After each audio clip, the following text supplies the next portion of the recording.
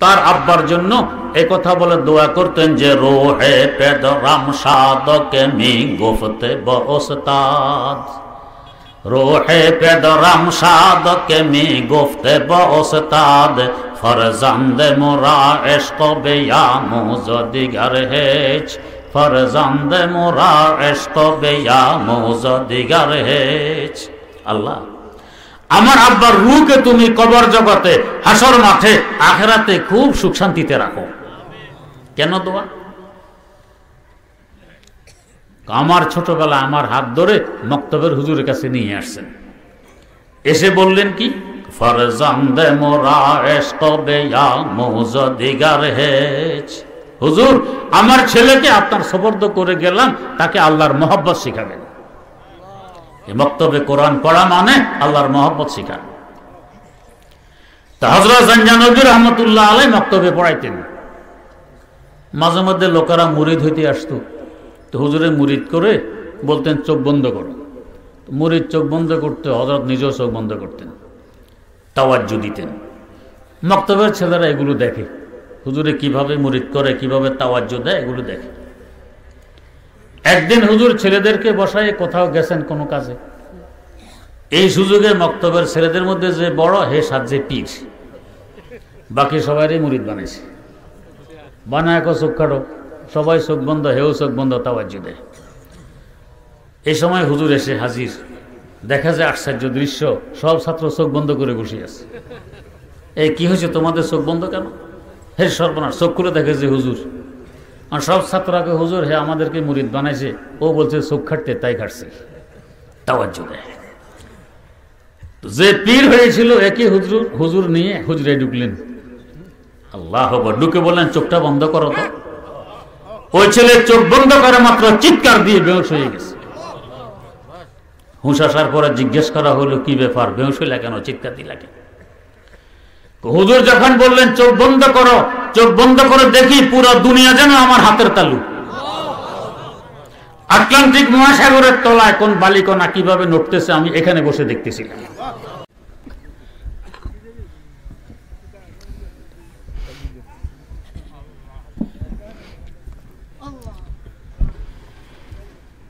নাহমাদুহু ওয়া নাস্তাঈনুহু ওয়া নাস্তাগফিরুহু ওয়া নু'মিনু বিহি ওয়া নাতাওয়াক্কালু আলাইহি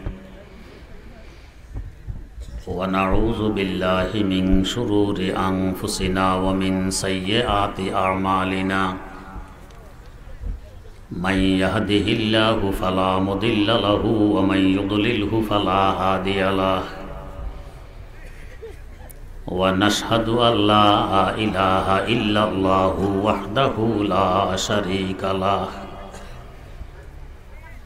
ওয়া নাশহাদু আন্না সাইয়্যিদানা ওয়া নাবিয়্যানা ওয়া মাওলানা মুহাম্মাদান আবদুহু ওয়া রাসূলুহু আরসালাহু বিল হাক্কি বাশীরান ওয়া নাযীরা ওয়া দা'iয়ান ইলাল্লাহি বিইজনিহি ওয়া সিরাজাম মুনীরা সাল্লাল্লাহু তাআলা আলাইহি ওয়া আলা আলিহি ওয়া আসহাবিহি ওয়া সাল্লামা তাসলিমান কাসীরান কাসীরা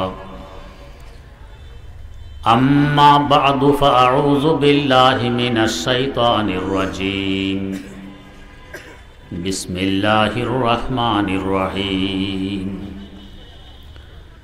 ক্বালা রাসূলুল্লাহি সাল্লাল্লাহু আলাইহি ওয়াসাল্লাম ইন্না ফিল জাসাদি লামুযগাতান ইযা সালুহাত সালুহাল জাসাদু কুল্লুহু ওয়া ইযা ফাসাদাত ফাসাদাল জাসাদু কুল্লুহু আলা ওয়া হিয়াল কলব আও কামা ক্বালা আলাইহিস সালাতু ওয়াসসালাম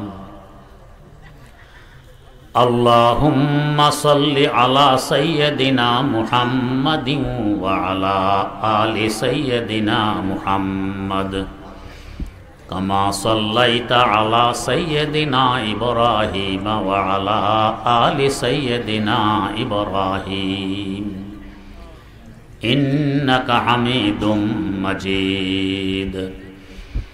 আল্লাহুম্মা বারিক আলা সাইয়্যিদিনা মুহাম্মাদিন ওয়া আলা আলি সাইয়্যিদিনা মুহাম্মাদ কামা বারাকতা আলা সাইয়্যিদিনা ইব্রাহিম ওয়া আলা আলি সাইয়্যিদিনা ইব্রাহিম ইন্নাকা হামিদুম মাজিদ।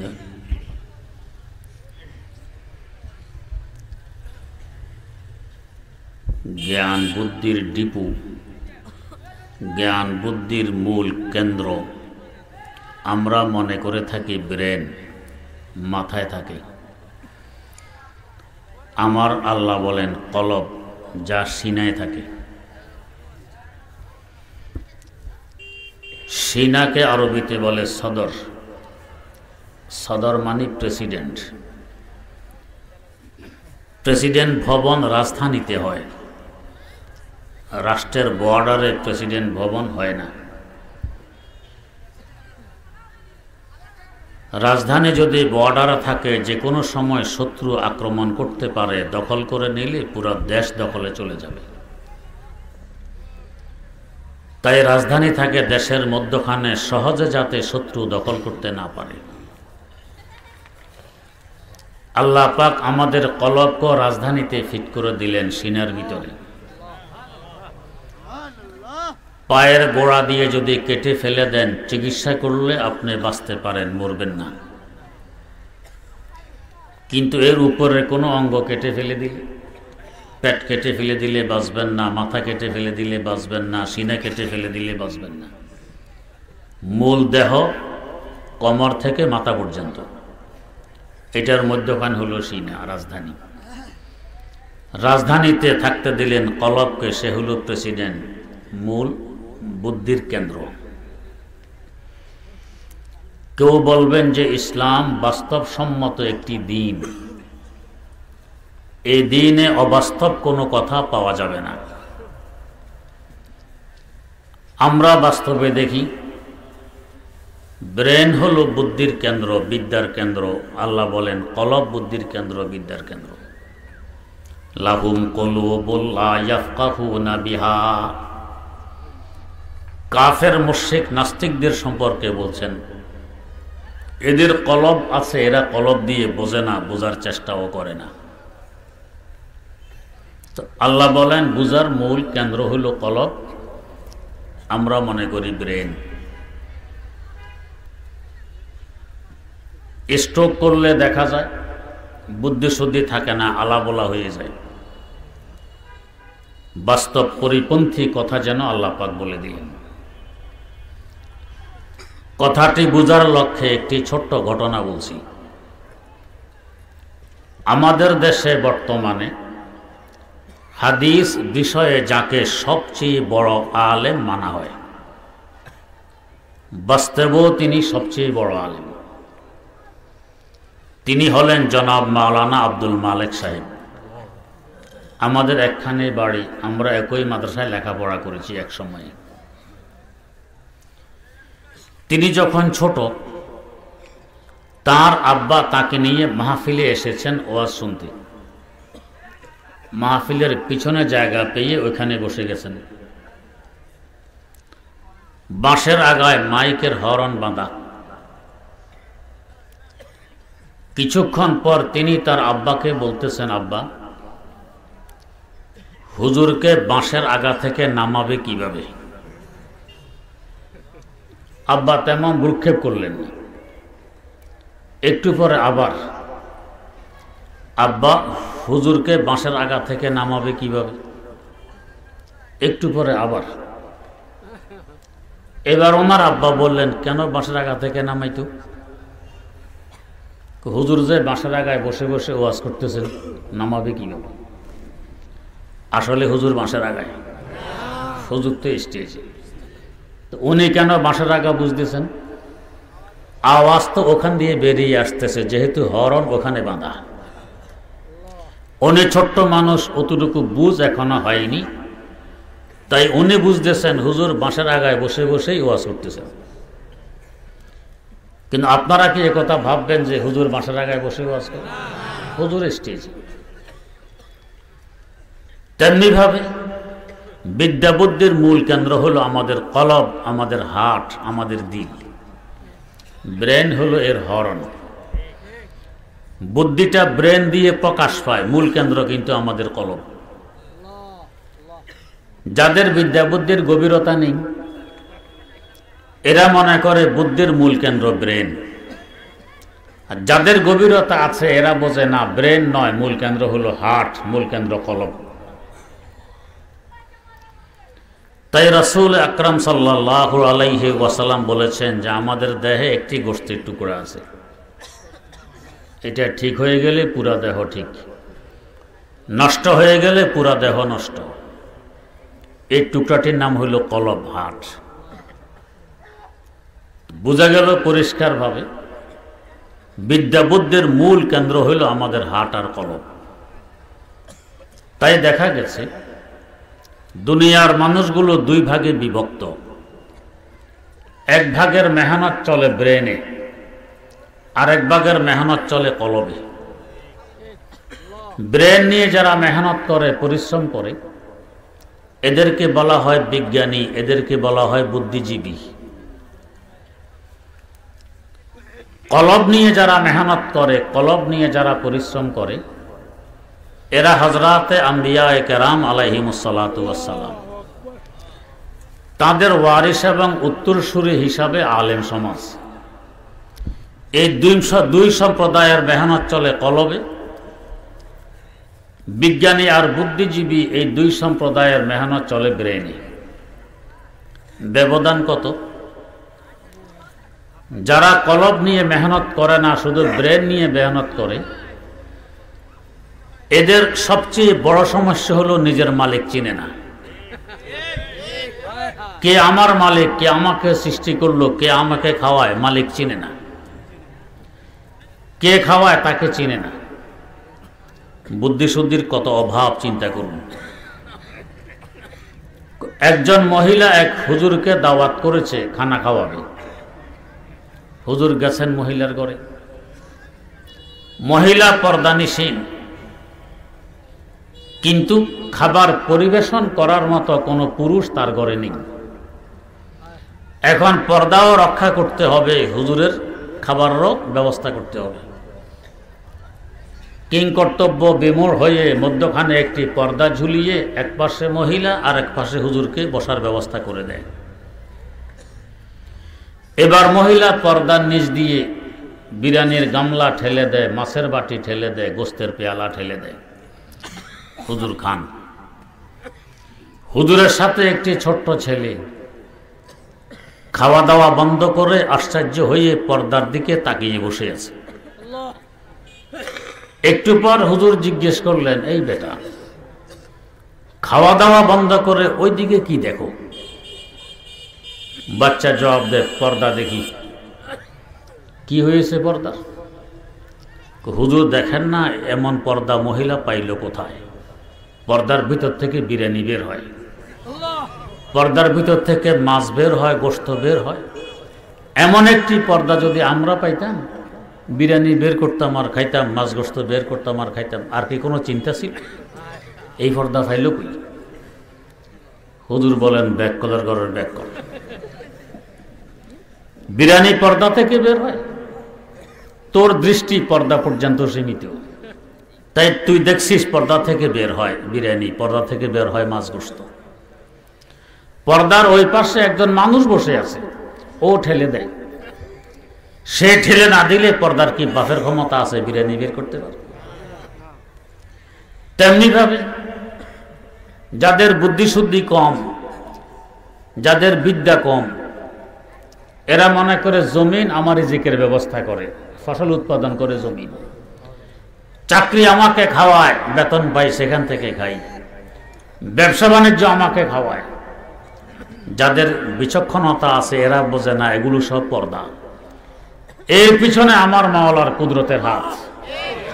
ই সবব হা দর নজর হা পর্দা হাস্ত দর হাকিকত ফাইলে হর শায় খুদাস্ত, দর হাকিকত ফাইলে হর শায় খুদাস্ত। আমার আল্লাহ ঠেলে না দিলে জমিনের বাপের ক্ষমতা নেই যে ফসল দিতে পারে। ব্যবসার বাপের ক্ষমতা নেই যে উন্নতি দিতে পারে। আমার আল্লাহর কুদরতি হাত পিছনে, ওরা দেখে না। তো ব্রেনের উপর যাদের মেহনত, তারা মালিক চিনে না, রিজিক দাতা চিনে না। এটা তাদের মস্ত বড় ভুল। দ্বিতীয় আরেকটা ব্রেনের সমস্যা, ব্রেনের উপর মেহনত করে অনেক কিছু আবিষ্কার করেছে, আমরা অস্বীকার করি না, আমাদের উপকারও আসে। যেমন আমার সামনের মাইক, এটা না থাকলে সবাই আমার কথা শুনতে পেতেন না। গাড়ি ঘোড়া ইত্যাদি, মিল কারখানা, এগুলো সব ব্রেনের ফসল, উপকার হয়। কিন্তু বর্তমান বিশ্বের হিসাব করে দেখা গেছে, যে পরিমাণ বিশ্বে আয় হয়, আয়ের 80% ব্যবহার হয় অস্ত্র বানানোর পিছনে, অস্ত্র খরিদ করার পিছনে। অস্ত্র, পারমাণবিক বোম, অ্যাটম বোম, এই অস্ত্র সেই অস্ত্র, এগুলো সব ব্রেনের ফসল। এই অস্ত্রগুলো আমরা এই জন্য বানাই, এই জন্য খরিদ করি, সুন্দরবন থেকে বাঘ বেরিয়ে আসবে, ওইটাকে মারতে হবে নাকি? আকাশ থেকে বিশাল অজাগর সাপ পড়বে, এটাকে মারা লাগবে, এই জন্য অস্ত্র। কি জন্য? মানুষ মারার জন্য। তার মানে ব্রেনের মেহনতের ফসলের 80% ব্যয় হয় মানুষ মারার পিছনে, 20% ব্যয় হয় মানুষ জিন্দা রাখার পিছনে। যারা ব্রেন নিয়ে মেহনত করে তাদের এই হলো ফলাফল। 2 নম্বর, বাস্তবতা এবং হাকিকত থেকে তারা থাকে অনেক দূরে। তাই দেখা গেছে যারা বুদ্ধিজীবী হিসাবে খ্যাত, বয়স যত বাড়ে কোরআনের বিরোধিতাও তত বাড়ে, বয়স যত বাড়ে ইসলামের বিরোধিতা তত বাড়ে, বয়স যত বাড়ে মুসলমানের বিরোধিতা তত বাড়ে। কারণ ও তো বুদ্ধিজীবী না। আমি বলি বুদ্ধিজীবী কাকে বলে? যে বুদ্ধি বিক্রি করে খায় এরে বলে বুদ্ধিজীবী। যেমন ব্যবসাজীবী, যে মাল বিক্রি করে খায় একে বলে ব্যবসাজীবী। শ্রমজীবী, যে শ্রম বিক্রি করে খায় তাকে বলে শ্রমজীবী। আইনজীবী, যে আইন বিক্রি করে খায় তাকে বলে আইনজীবী। বিক্রির বৈশিষ্ট্য কি? যে মাল বিক্রি করা হয়, বিক্রি করতে করতে এক সময় শেষ হয়ে যায়। আপনি ধানের ব্যবসা করেন, 100 মণ ধান খরিদ করেছেন, এখন বিক্রি করবেন, 2-4 মণ করে বিক্রি করতে করতে এক সময় ধান শেষ, না বাড়বে? শেষ হয়ে যাবে। তো বুদ্ধিজীবী যে বুদ্ধি বিক্রি করে খায়, বুদ্ধি বিক্রি করতে করতে এক সময় শেষ হবে না? বুদ্ধি শেষ। তো যার বুদ্ধি শেষ এর কি বলবেন? পাগল। পুরা পাগল না বললে অন্তত আধা পাগল হলেও তো বলবেন। এরা এ পর্যন্ত এখনো বুঝতে পারেনি, বোঝার চেষ্টাও করে না যে মাদ্রাসায় কি হয়, আলেমরা কি জানে, কি পরিমাণ বুঝে।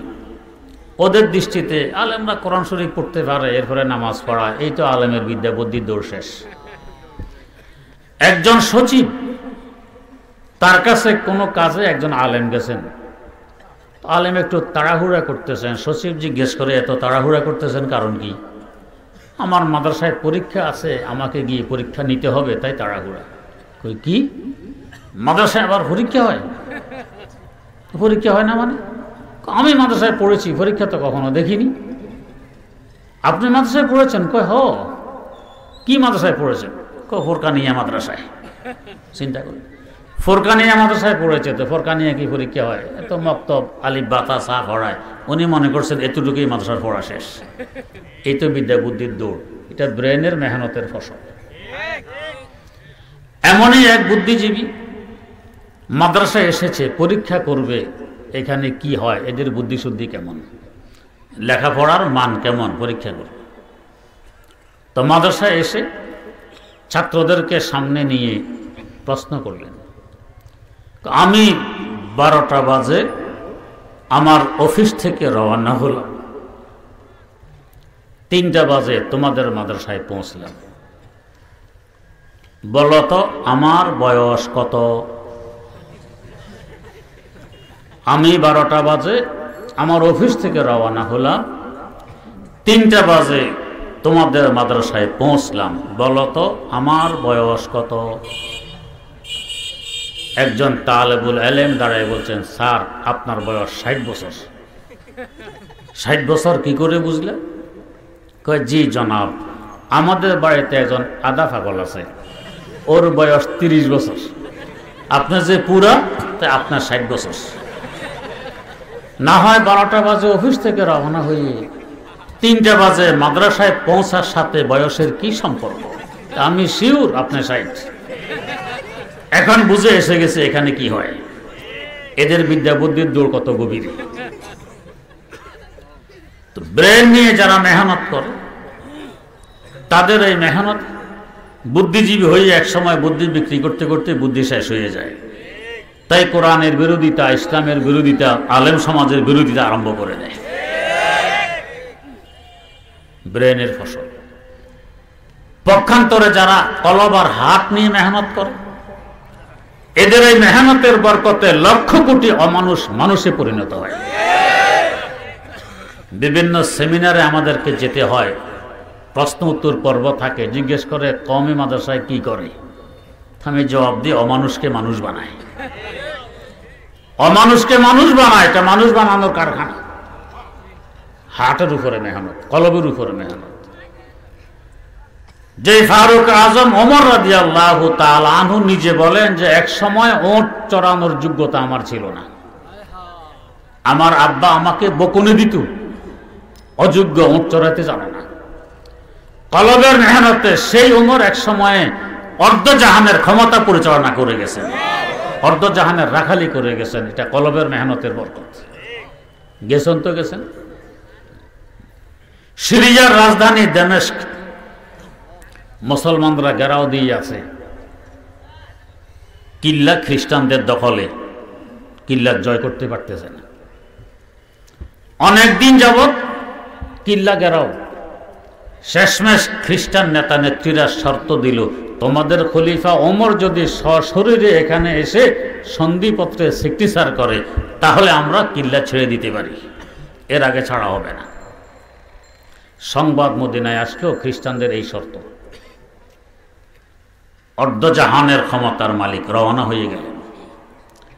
মদিনায় মুনাওয়ারা থেকে দামেস্কের দূরত্ব প্রায় 1900 কিলোমিটার, 100 কম 2000 কিলোমিটার। রওনা হয়ে গেলেন। সফর সঙ্গী হিসাবে মাত্র একজন গোলাম, যানবাহন হিসাবে একটি মাত্র ওট, খাওয়ার জন্য থৈলির মধ্যে 4টা ছাতু। আর অর্ধজাহানের ক্ষমতার মালিক, তার দেহে যে জামা, জামার মধ্যে 12টি তালি। রওনা করছেন। আমরা প্রেসিডেন্ট নয়, প্রধানমন্ত্রী নয়, মন্ত্রী নয়, উপমন্ত্রী, প্রতিমন্ত্রী, এক ডিস্ট্রিক্ট থেকে আরেক ডিস্ট্রিক্ট যাই। আরে সর্বনাশ, আগে ফিসে কত গাড়ি, কত হুইসাল, লাঠি ছোটা, কত অস্ত্র, কত কিছু। জাতির কোটি কোটি টাকা ব্যয় করে আরেক ডিস্ট্রিক্টে যাই। এই পয়সাগুলো তো আমার বাপের নয়, এগুলো জাতির পয়সা। আজকেও আমি সকালে চাঁদপুর থেকে এসেছি। এক রাস্তা দিয়ে ঢুকতেই পুলিশ বাধা দিল, এখান দিয়ে ঢোকা যাবে না, কে একজন আসবে, পুরা রাস্তা বন্ধ। আগের যুগ তো এমন ছিল না। রোম সম্রাটের পক্ষ থেকে দূত এসেছে, খলিফা ওমর, মুসলমানদের খলিফা, তার অবস্থা কি দেখার জন্য। এসে জিজ্ঞেস করেন রাজপ্রাসাদ কোথায়? তো মদিনার মসজিদ দেখায় দেয়, খেজুর পাতার ছাউনি, এইটা মদিনার মসজিদ। ফ্লোরে ছোট ছোট পাথরের কণা বিছানো। খলিফা কই? দেখে যে বকির পাশে ওইখানে রোদ্রের মধ্যে বালিতে শুই আছে, খালি গায়ে, ফরনে শুধু লুঙ্গি আর কিছু নাই, খালি গায়ে ঘুমায় রোদ্রের মধ্যে, ফাহাদার টাহাদার কিছু নেই। এ তো হতভম্ব। আমাদের যিনি সম্রাট, তার কি ঠাটবাট, কত পাহারাদার, কত দিকে। আর অর্ধজাহানের ক্ষমতার মালিক এই অবস্থা, একা একা শুই আছে, গায়ে কোনো কাপড় চোপড় নেই। কাছে ঘনাইলো, কম্পন সৃষ্টি হয়ে গেল। অথচ খলিফা ঘুমে, সাথে কোনো পুলিশ নেই, কিছু নেই, একা ঘুমান, তারপরে কম্পন সৃষ্টি হয়ে গেছে। হারকে তার সাদে আজ হক তাকবা গুজিদ, তার সাদা জবাই জিন্ন ইনসো হারকে দিদ, তার সাদা জবাই জিন্ন ইনসো হারকে দিদ। যার কলবে আমার আল্লাহর ভয় আছে একে সকল মাখলুক ভয় পায়। খলিফা ওমর রওনা হয়ে গেলেন, গোলামের সাথে চুক্তি করলেন, এক মঞ্জিল তুমি ওটের পিঠে বসবে, আমি লেগাম টানবো আর হাঁটবো, আর এক মঞ্জিল আমি পিঠে থাকবো, তুমি লেগাম টেনে হাঁটবে। এই সমতা দুনিয়ার কে দেখাইতে পারছে? একমাত্র মুসলমানরা পারছে, অন্যরা পারেনি। এভাবে চলছেন।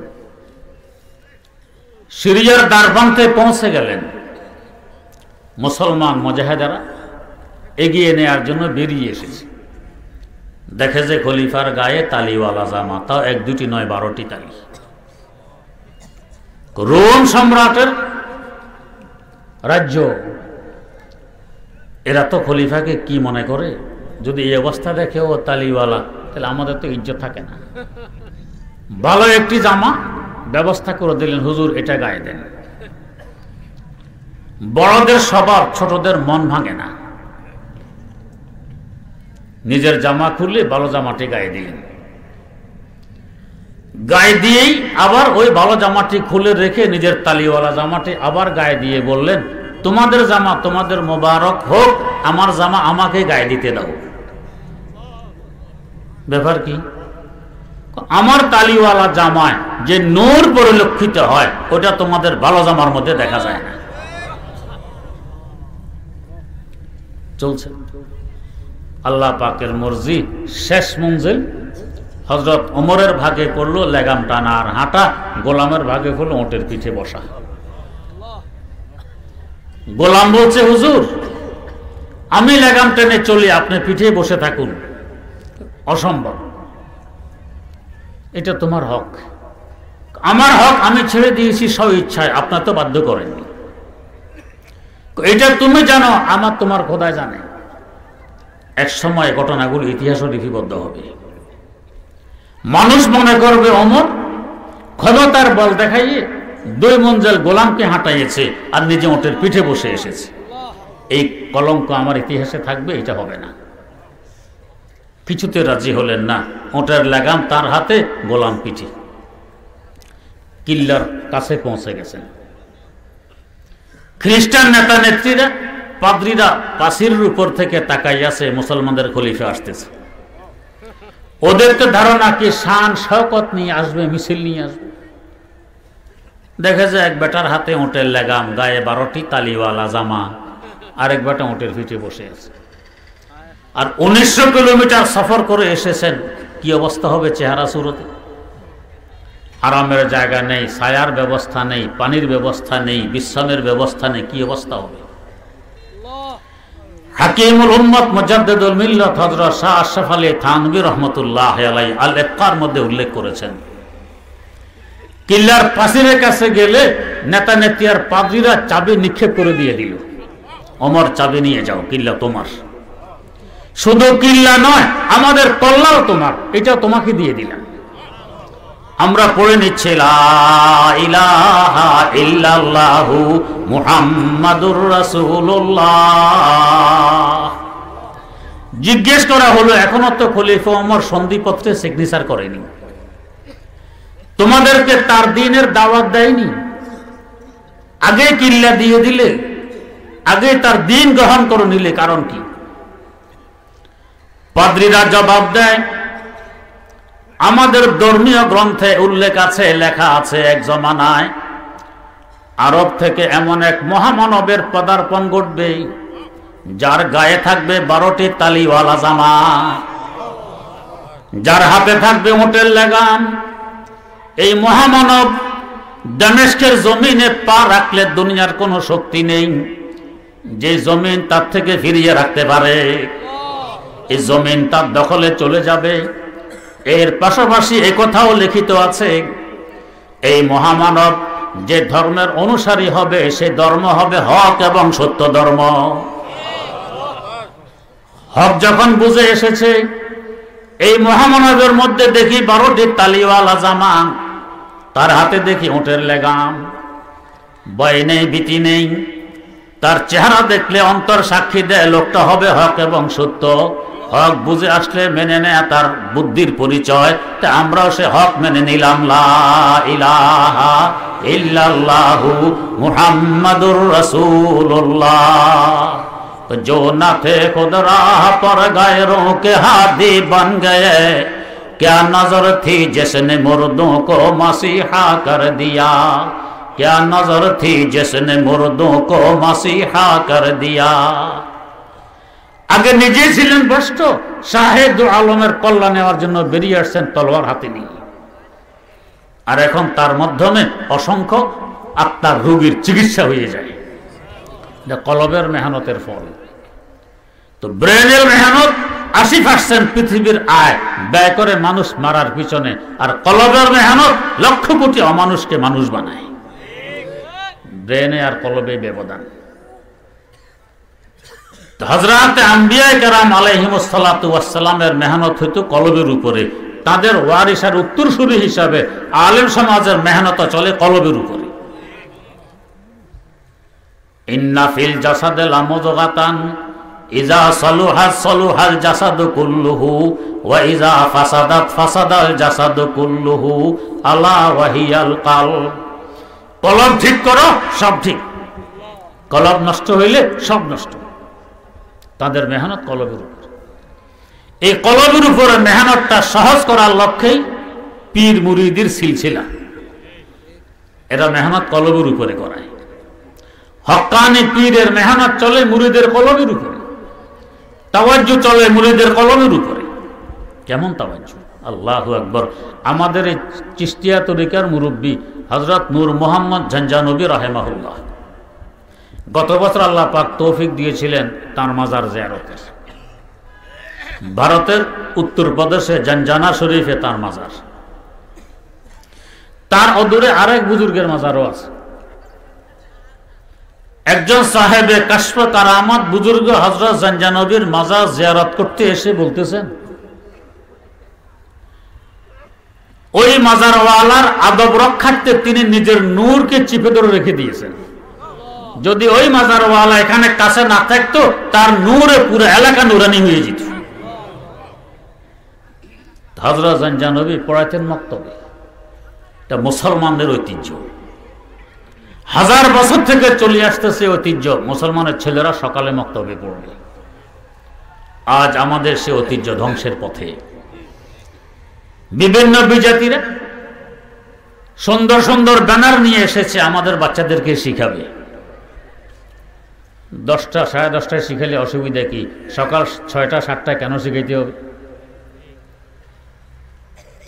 ওদের এনজিও মাধ্যমে যে স্কুলগুলো পরিচালিত হয় 7টা থেকে শুরু হয়, যাতে মুসলমানের ছেলেরা মক্তবে যেতে না পারে। মক্তবটা কেমন?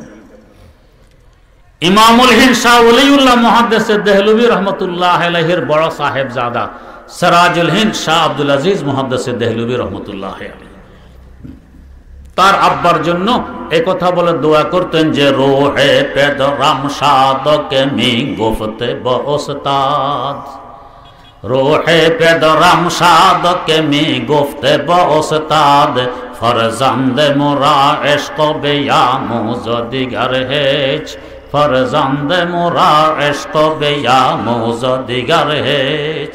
আল্লাহ, আমার আব্বার রূহকে তুমি কবর জগতে, হাসর মাঠে, আখিরাতে খুব সুখ শান্তিতে রাখো। কেন দোয়া?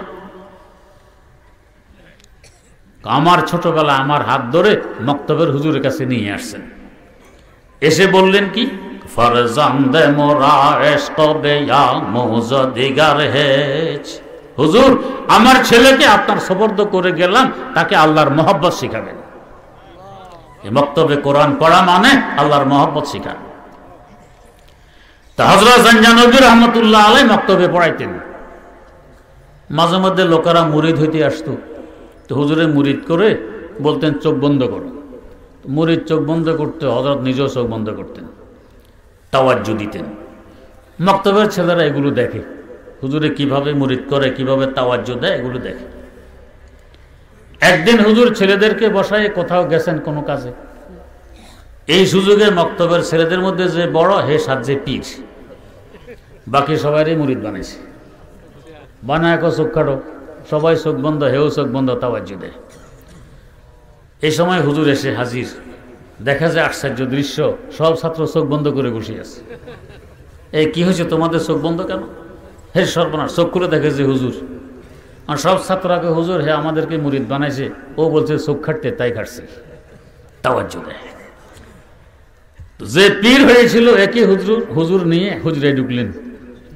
আল্লাহ আকবার। ঢুকে বললেন চোখটা বন্ধ করো তো। ওই ছেলে চোখ বন্ধ করে মাত্র চিৎকার দিয়ে বেহুশ হয়ে গেছে। হুঁশ আসার পরে জিজ্ঞেস করা হলো কি ব্যাপার, বেহুশ হইলা কেন, চিৎকার দিলা কেন? হুজুর যখন বললেন চোখ বন্ধ করো, চোখ বন্ধ করে দেখি পুরো দুনিয়া যেন আমার হাতের তালু। আটলান্টিক মহাসাগরের তলায় কোন বালিকণা কিভাবে নড়তেছে আমি এখানে বসে দেখতেছিলাম। আফ্রিকার মহাজঙ্গলে কোন পাতা কিভাবে নড়তেছে আমি এখানে বসে দেখতেছিলাম। তে আমি বরদাস্ত করতে পারিনি, চিৎকার দিয়ে বেহুশ হয়ে গেছি।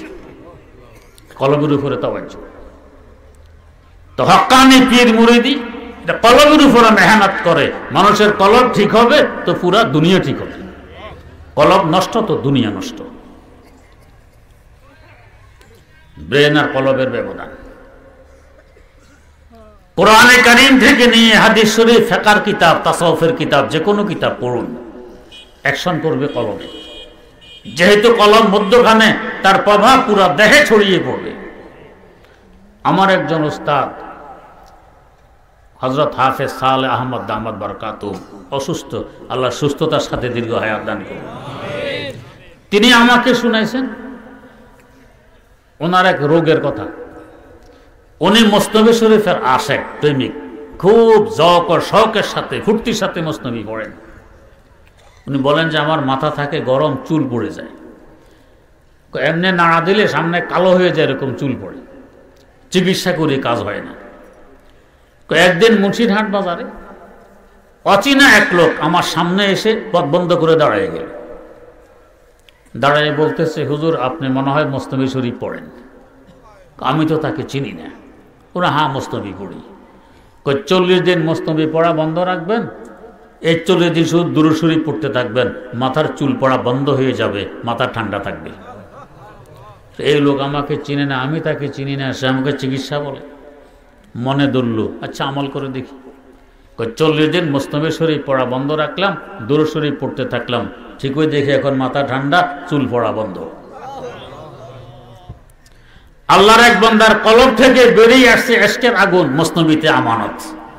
এখান থেকে আগুন ঢুকতেছে, তার কলবে গরম, তার প্রভাবে মাথা গরম, চুল পড়তেছে। কলবের মেহনত, কলবের আসর আর প্রভাব পুরো দেহে পড়বে। কলব যদি ঠিক হয় পুরো দেহ ঠিক হয়। কলবের আসরার প্রভাব পুরো দেহে পড়বে। কলব যদি নষ্ট থাকে পুরো দেহ নষ্ট। এই মাদ্রাসা, হক্কানি, পীরি মুরিদি, এই ওয়াজ মাহফিল, তাফসির মাহফিল এই জন্যই যাতে মানুষের কলব ঠিক হয়ে যায়। আল্লাহ রাব্বুল আলামিন আমাদের সকলের কলবকে ঠিক করে দেন। সুবহানাল্লাহি ওয়া বিহামদিহি, সুবহানাকাল্লাহুম্মা ওয়া বিহামদিক, আশহাদু আল্লা ইলাহা ইল্লা আনতা, আস্তাগফিরুকা ওয়া আতুবু ইলাইক।